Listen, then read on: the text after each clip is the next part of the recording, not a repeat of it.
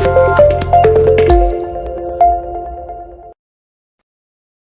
البداية نحب نشكر منظمين مؤتمر هذا بجامعة ستيف واحد اللي أعطانا الفرصة باش يعني نقدموا موضوع يهم ياسر المهندسين المدنيين بصفة عامة اللي هو حول لي سول غونفلون.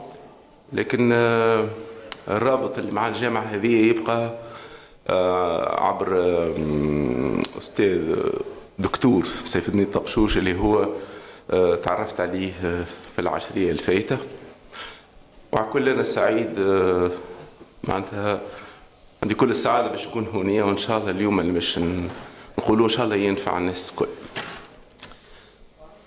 شكرا. Donc on va commencer par une introduction sur la problématique des sols gonflants. Par la suite, nous allons parler des méthodes de caractérisation des sols gonflants. Suite à cela, nous allons proposer une nouvelle méthode pour les caractériser. Donc par la suite, on va parler d'une technique de réduction de la pression de gonflement sur les fondations d'ouvrage, et nous allons vous donner quelque chose de réel sur un bâtiment récemment construit à travers le suivi de son comportement, pour finir avec des conclusions et des recommandations.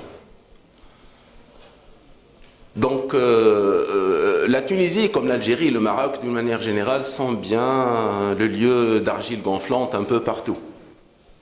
Alors l'historique lié au campus universitaire de Tunis El Manar, nous avons essentiellement deux grandes facultés, la faculté des sciences et la faculté de droit et de sciences politiques, et la faculté de gestion, et l'ENIT, l'École nationale d'ingénieurs de Tunis.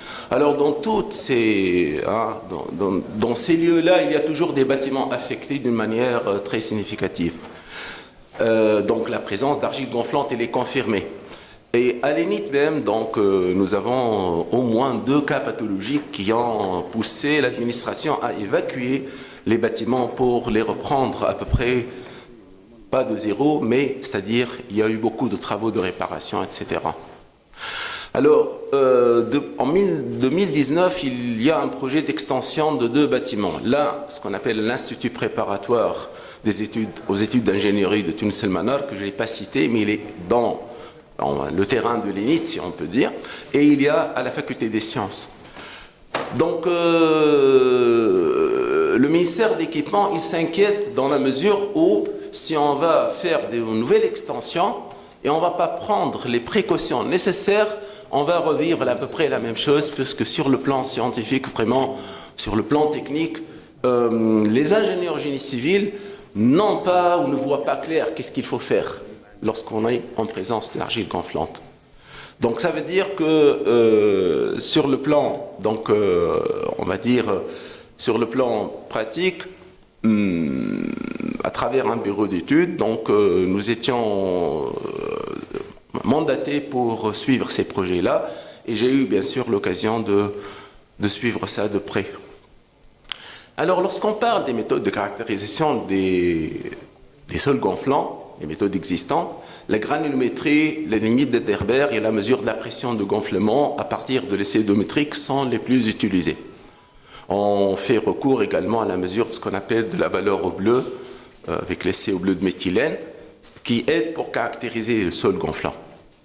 Alors, en cours de route, bien sûr, ce qui s'est passé entre 2020 jusqu'à nos jours, il y a eu donc l'idée de faire un travail de recherche, et l'auteur que vous voyez là, Maniniavi, c'est un thésard de Madagascar, diplômé de l'ENIT, que j'ai invité à faire ce sujet-là. Donc dans son étude bibliographique, il a montré qu'il y a beaucoup de divergences entre les résultats de plusieurs méthodes qui s'appuient sur les paramètres, notamment l'indice de plasticité, etc., et la granulométrie. Et cette différence, qu'est-ce qu'elle fait? Elle fait l'ingénieur perplexe. Quelle est la décision qu'il va prendre? La méthode d'un tel dit très gonflant, la méthode d'un tel pas tout à fait, etc. Donc, à titre d'illustration, je vous montre une corrélation qui est bien connue, parce que je l'ai vue citée dans plusieurs ouvrages. C'est la méthode de Seed, qui est très ancienne, et elle s'appuie sur ce qu'on appelle l'activité. C'est le rapport entre l'indice de plasticité, que beaucoup d'entre nous connaissent bien, sur ce qu'on appelle le pourcentage des particules inférieures à 2 microns, c'est-à-dire les argiles. Et comme vous voyez sur le diagramme, donc on parle de potentiel de gonflement avec des chiffres, d'accord. Donc vous voyez que par exemple, ce rapport-là, au fur et à mesure qu'il augmente l'activité, d'accord, donc pour un même pourcentage de particules d'argile, on peut dire le risque il augmente. Ou bien pour une valeur d'activité fixée, plus vous allez vers la droite, plus bien sûr le potentiel de gonflement augmente. Mais voilà, vous voyez IP. IP, c'est un paramètre qui n'est pas très bien mesuré, parce qu'il est mesuré à la main, si je peux dire. Ceux qui connaissent très bien qu'est-ce que c'est que l'indice de plasticité. Bon, mais revenons un peu à la réalité. Donc exactement, moi j'essaie ici de sensibiliser tous les présents. Comment la vision d'un chercheur, lorsqu'il se propose de résoudre un problème pratique, comment les choses peuvent se passer. Donc, nous connaissons très bien, lorsqu'on enseigne la mécanique des sols, la courbe biométrique, par quoi elle est caractérisée. Elle est caractérisée par la pente forte. Si je prends par exemple l'une des deux courbes, c'est le point en rouge qui est gras, c'est ce qu'on appelle CC, et la pente faible, qui est en bas lorsqu'on fait la décharge, l'indice de gonflement. Je vous montre deux cas d'argile tunisienne qui ne sont pas gonflantes. La vase de Tunis n'est pas gonflante, et là c'est une argile du côté de Mator. Mais le plus important, c'est que l'idée qui m'est venue, c'est de faire le rapport CC sur CS. CC sur CS, il est très voisin de 10. C'est une recommandation qui existe dans certains logiciels de géotechnique. Si j'ai CC, quelle est la valeur de CS? En prenant le dixième. Alors la réalité, pour les argiles gonflantes, vous montre que ce n'est pas toujours vrai. Donc je montre ici le cas d'étude d'extension de la FSC parce qu'il a été déjà exécuté. Et vous voyez un peu vers la gauche deux sondages, un sondage pressiométrique, sondage carotté, d'accord, qu'on a fait, et ça c'est le site. Et c'est un site très difficile, l'argile gonflante, il y a beaucoup de...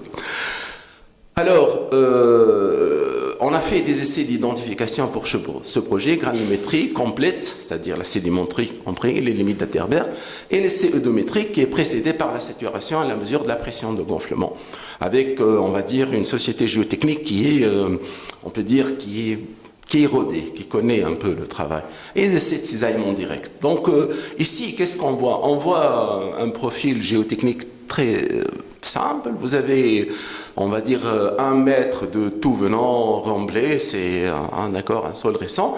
Et par la suite, un sol limoneux, on va dire, légèrement argileux, beige à marron. Par la suite, on voit une argile feuilletée, bariolée. C'est l'argile gonflante. Lorsqu'on voit les données du sondage pressiométrique, vous voyez les données du module de la pression limite, sur ce sol, vous pouvez mettre un bâtiment de 10 étages, pas un étage. Mais le problème là-bas, c'est qu'on a des bâtiments qui sont légers. Un étage, R plus 1. C'est pour cela que les problèmes se posent. Donc, et le degré de saturation des échantillons, il est loin de 100%, parce qu'on est loin du niveau de la mer. Mais on a fait 3 essais eudométriques. Et vous voyez ici, parce que j'essaie parfois de faire. Donc retenez bien, 3 échantillons extraits, intacts. L'un à 1,65 mètres de profondeur, l'autre à 2,6 et le quatrième à 4,3. Donc on a pris 3 échantillons. D'accord? D'argile gonflante, certainement. Alors, vous voyez un peu les courbes eudométriques de ces échantillons, surtout celui à 1,55 et 2,65. Qu'est-ce qu'il y a, on va dire, de différent par rapport aux courbes que j'ai montrées tout à l'heure? C'est que la pente CS de décharge, on trouve qu'elle est relativement forte. D'accord? Lorsque vous voyez les données de ces deux essais, qu'est-ce qu'on lit?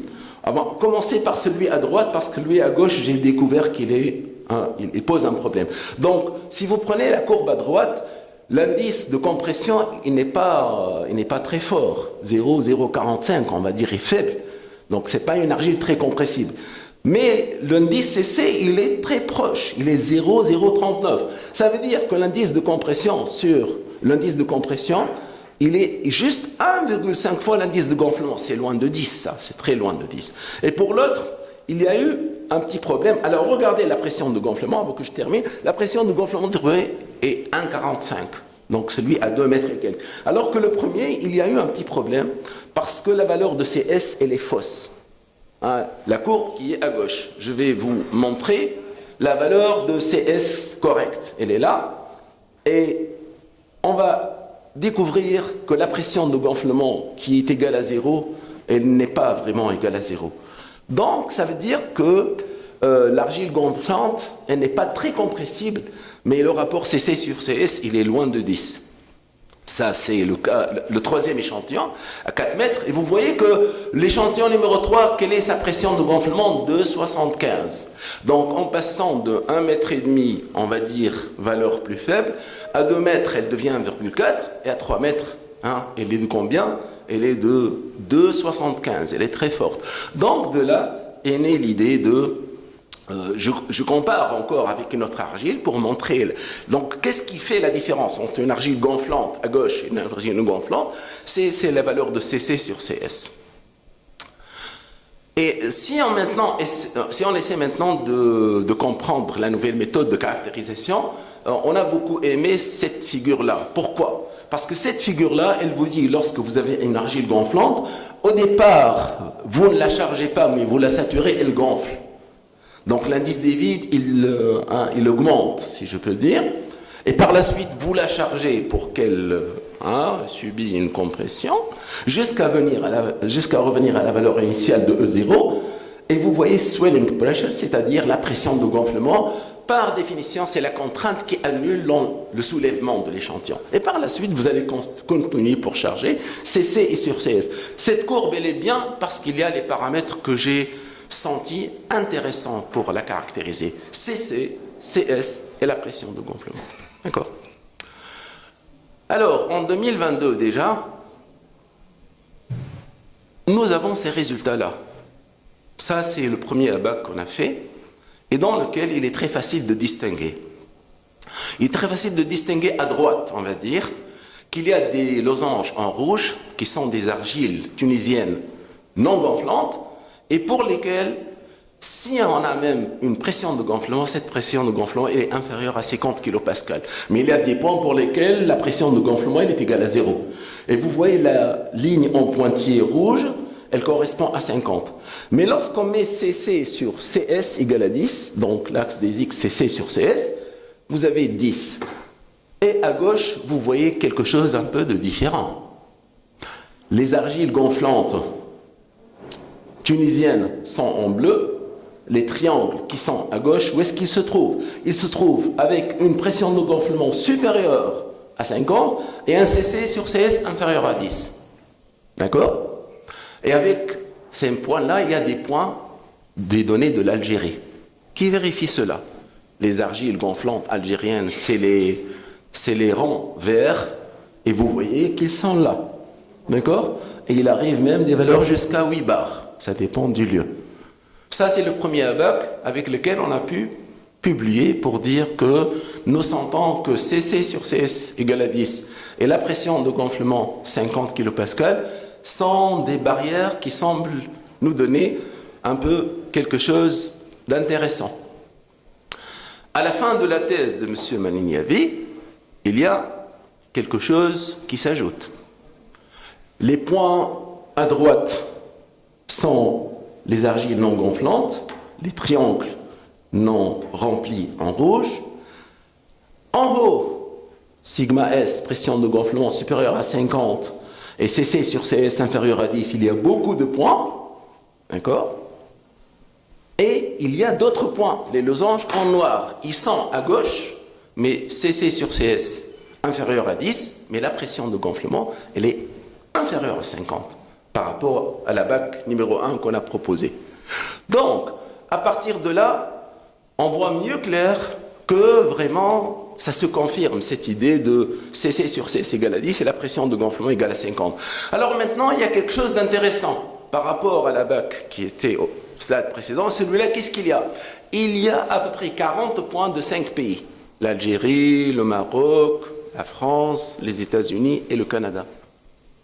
Alors, les points qui concernent ces pays sont un peu perdus entre les points tunisiens. C'est très simple.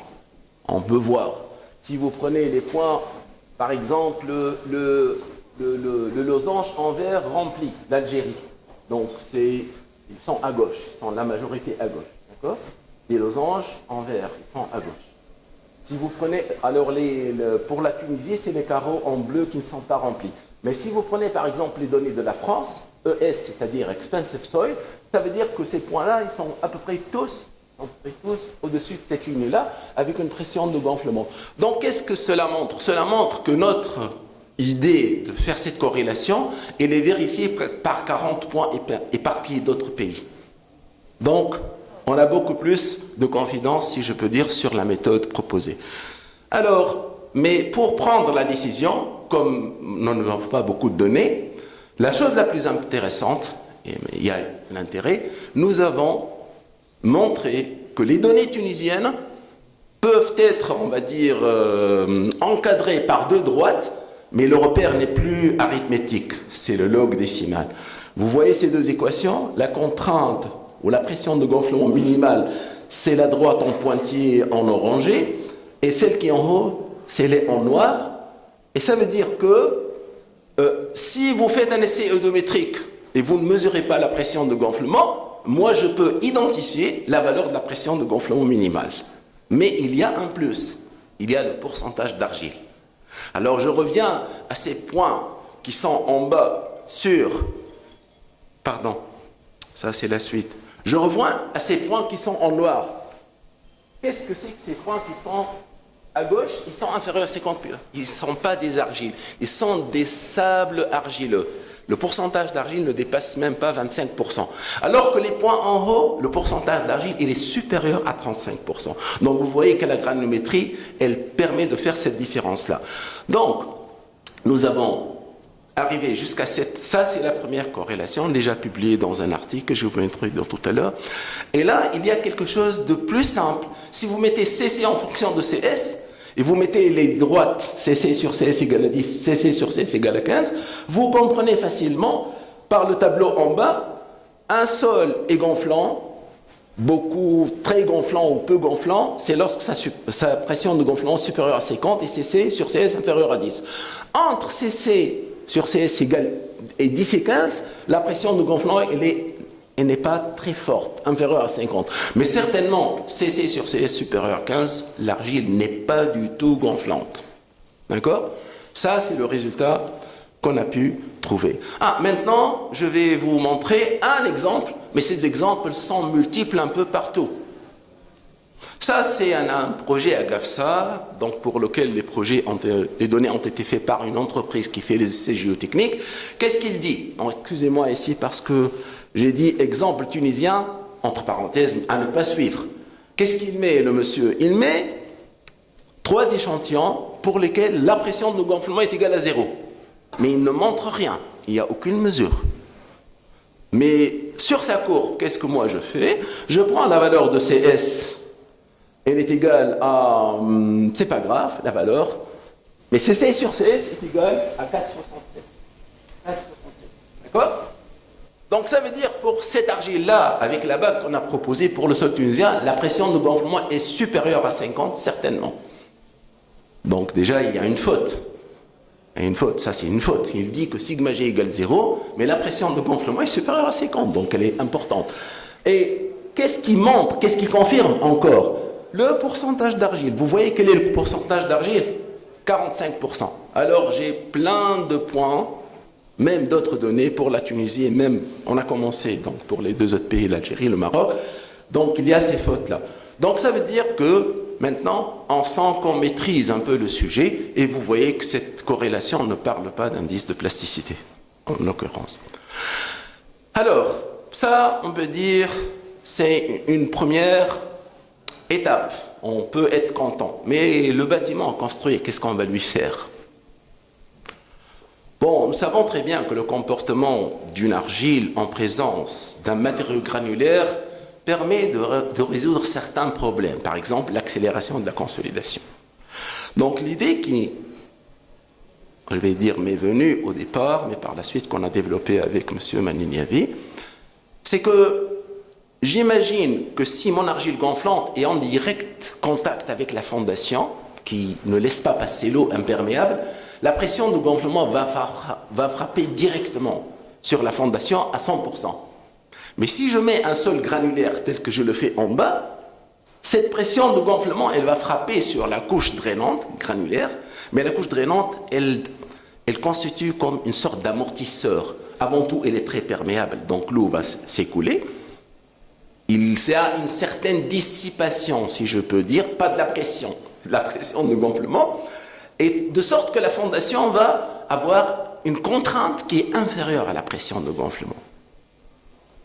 Cette idée, assurez-vous, je vous assure que j'ai pu la passer devant les ingénieurs du ministère d'équipement qui ne sont pas connaisseurs en général, mais je les ai convaincus.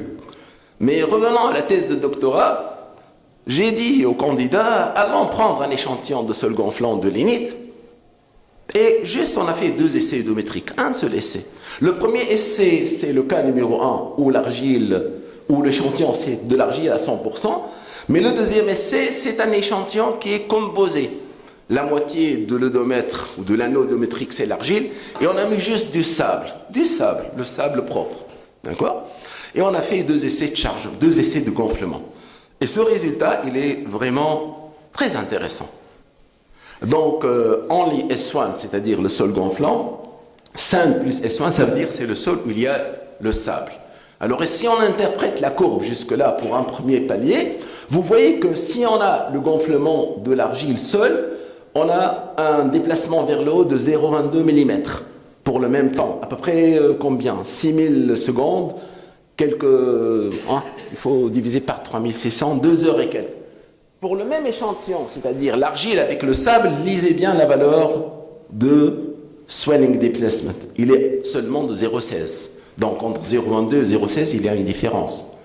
Mais on a augmenté un peu, il va y avoir un résultat très important. Le premier parlait de chargement, nous avons disons 30% de réduction de gonflement. Mais maintenant, essayez de bien voir les 2 courbes qui sont en bas. On a laissé le gonflement, on va dire, travailler. En bas, c'est le sol gonflant seul. Et vous voyez que la courbe bleue, c'est la continuité de la fin de la courbe orange. Alors, le gonflement a atteint 0,55 mm. C'est plus que le double de 0,22. Et il encore. Mais vous voyez surtout la dernière courbe en bas. Qu'est-ce qu'on voit?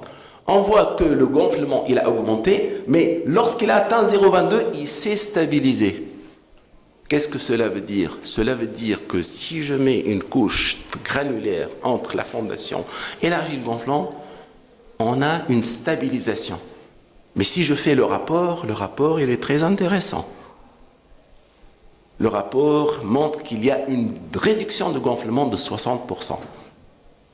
Donc, qu'est-ce que cela veut dire? Cela veut dire que si j'imagine, j'ai une semelle isolée sous laquelle il y a cette couche granulaire, et si l'argile est gonflante avec une pression de gonflement donnée, ben vous n'allez récupérer que 40% de cette pression.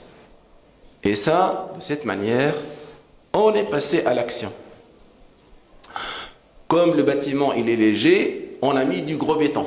Mais jamais je ne le recommande. Si vous avez une pression limite admissible, une contrainte admissible de 4 bars, et vous avez un étage, qu'est-ce que c'est que ça? Mais l'argile, le gros béton, il va alourdir un peu. Et on a mis 40 cm pour l'épaisseur. Bon, là, c'est une question. Pourquoi 40 cm? Il y a un petit calcul qu'on peut faire. Parce que lorsque je fais une semelle isolée, qu'est-ce qu'il y a? Il y a la charge à l'ELS, il y a le poids du gros béton, il y a la couche de grave compactée, et on a dit il faut s'arrêter à 1,8 m. 1,8 m, c'est le point, on a mis sigma g égale 0. Mais par la suite, on a découvert qu'elle n'est pas égale à 0. Parce que le rapport CC sur CS, il était faux. Et vous allez maintenant enchaîner jusqu'à la fin. Alors, il suffit d'écrire que les forces résistantes, pour moi, c'est les forces compressives vers le bas, en 50% de plus par rapport à la force qui correspond à la pression de gonflement. S'il y a une pression de gonflement, on va calculer la force sur la section, la surface d'appui de la semelle. Et pour cela, on a trouvé une épaisseur minimale de 30 et par la suite, on a pris 40 cm.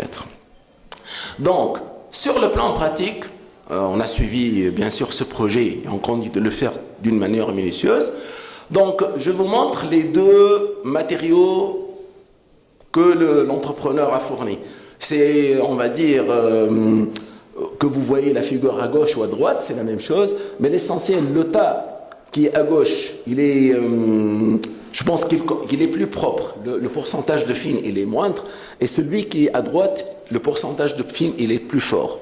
Donc ça veut dire que j'ai dit, prenons un peu plus de sol grenu propre. On a pris les 2/3 du tas à gauche. C'est-à-dire, c'est une granulométrie ouverte, ne commence pas de zéro. C'est une grave non traitée, on va dire 10-40 par exemple. Alors que l'autre, c'est 0 quelque chose, 0,20. Et par la suite, donc pour chaque fouille, on fait les opérations que vous voyez. Lorsqu'on ouvre la fouille, qu'est-ce qu'on fait? Il y a une pelle chargeuse qui va apporter le matériau avec cette proportion. Et par la suite, on amène une plaque vibrante, d'accord? Et on va vraiment compacter l'argile, on va compacter le matériau granulaire comme il faut, jusqu'à atteindre 40 cm. Et donc, bien sûr, ce qu'on est en train de faire, c'est quelque chose de pour la première fois. L'ingénieur structure n'a jamais eu la conscience tranquille. Il m'a dit, s'il vous plaît, faites le compactage en 2 temps. Lorsque vous faites le compactage numéro 1, attendez, il dure 8 minutes, attendez 2 heures et recommencez le compactage de la couche compactée. Je lui ai dit, ok, il n'y a pas de problème. Et on a fait comme ça.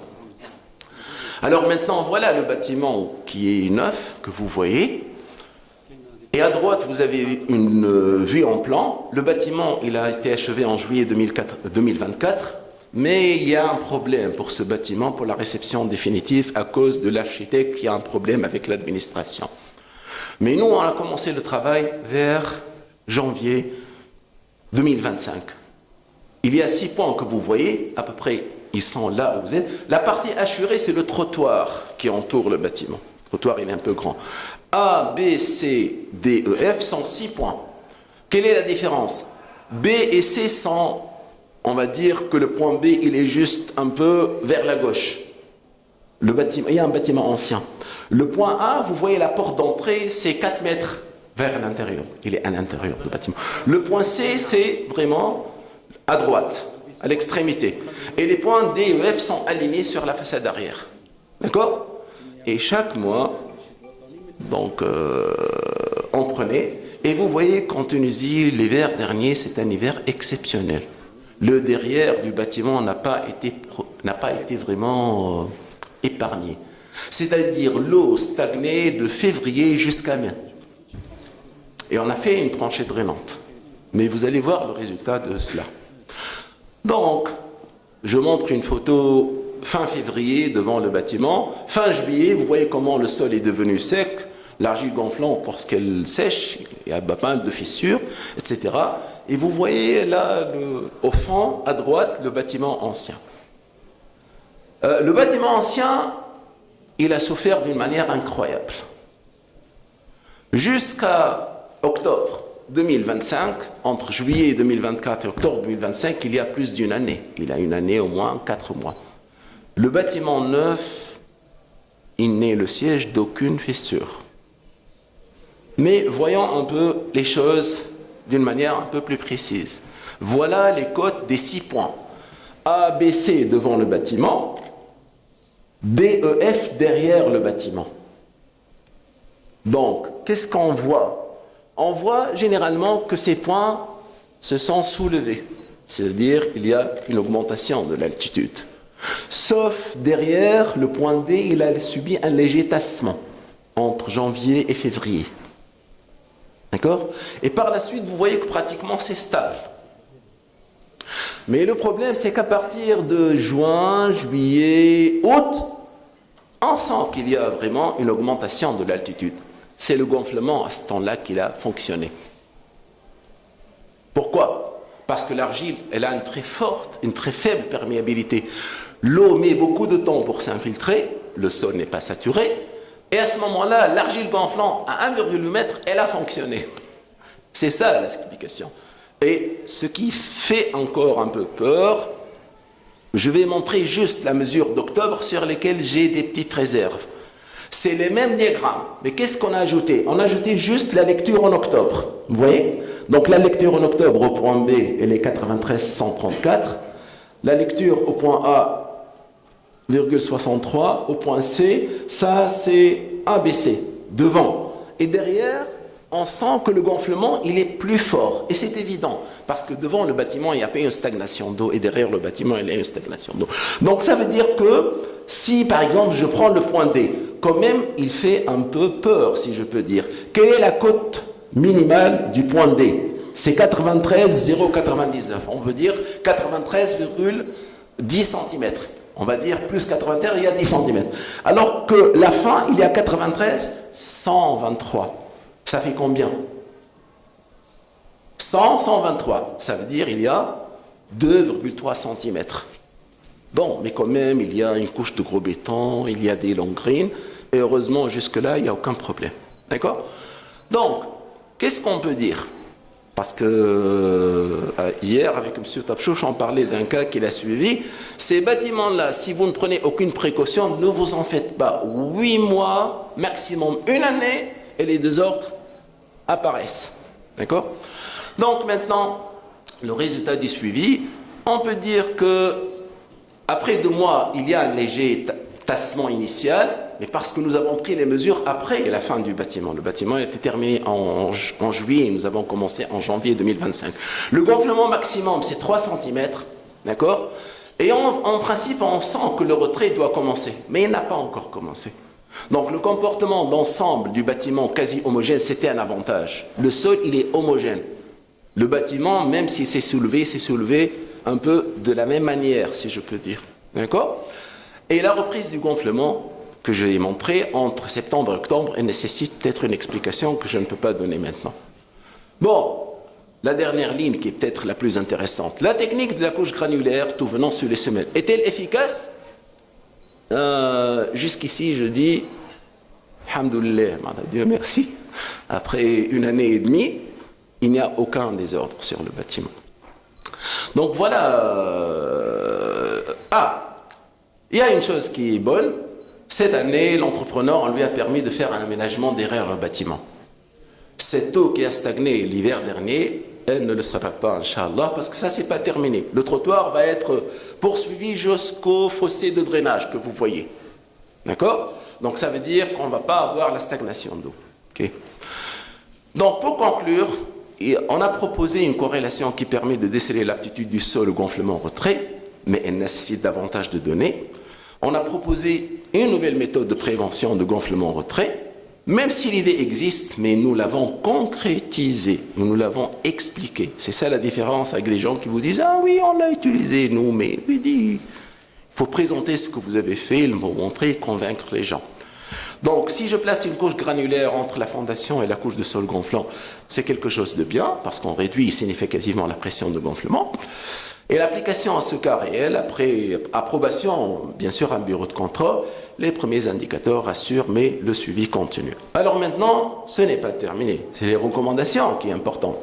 Alors, 2 mois d'aujourd'hui, à Alger, lors du séminaire du laboratoire national de la construction, de l'habitat de la construction, je leur ai dit qu'il faut constituer une équipe au Maghreb qui va améliorer la corrélation.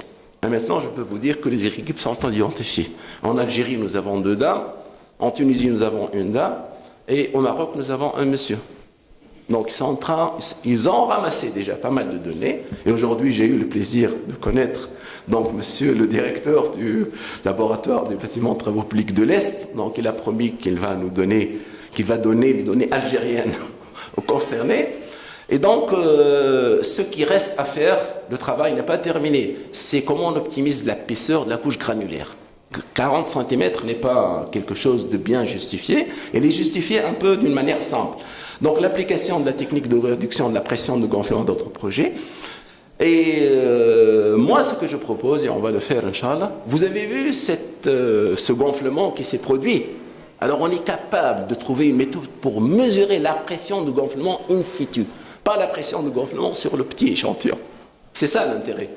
Si vous avez un soulèvement d'un bâtiment, vous pouvez trouver une méthode pour estimer la pression de gonflement qui a frappé sur la fondation. Ce n'est pas la valeur qui a été mesurée le domaine. Et j'ai dit que l'aménagement du pourtour du bâtiment, le drainage, c'est une opération en cours. Bon, voilà les 2 publications intéressantes. La première de 2022, la dernière qui est très vue par donc, les auteurs à l'échelle internationale. CC sur CS, la méthode, et pour la caractérisation. Bon, je termine un peu que avec l'Algérie, j'ai une histoire que je ne peux pas oublier. Donc moi, je vous dis, à cet âge-là, c'est la première fois que j'ai donné une communication en 1987 à Alger pour parler d'un logiciel à éléments finis que j'ai fait moi-même. D'accord? Mais par la suite, à travers les années, donc j'ai été invité pas mal de fois. Mais entre-temps, en 2010, j'ai découvert quelque chose d'intéressant, ce que je propose aux chercheurs algériens et maghrébins d'une manière générale. Donc, M. Jamel Afmania, il a fait sa thèse avec moi, pas officiellement, mais je l'ai encadré. Saïfeddin Tabchouch, excusez-moi de dire, lorsqu'elle était à Tunis pendant des années, je lui ai dit Saïf, vous êtes une épée scintillante de l'Algérie. Saïf Tabchouch, c'est quelqu'un de très bien, c'est un donc, message que je dois passer. D'autres personnes, Saïd Jalebi, Khawla Chanj, tous sont des Algériens avec lesquels j'ai eu l'occasion de diriger leur thèse ou co-diriger leur thèse. Voilà, merci l'Algérie. Donc avec un peu d'amour et de respect, de collaboration, on peut faire bien sûr beaucoup de choses. Je vous remercie.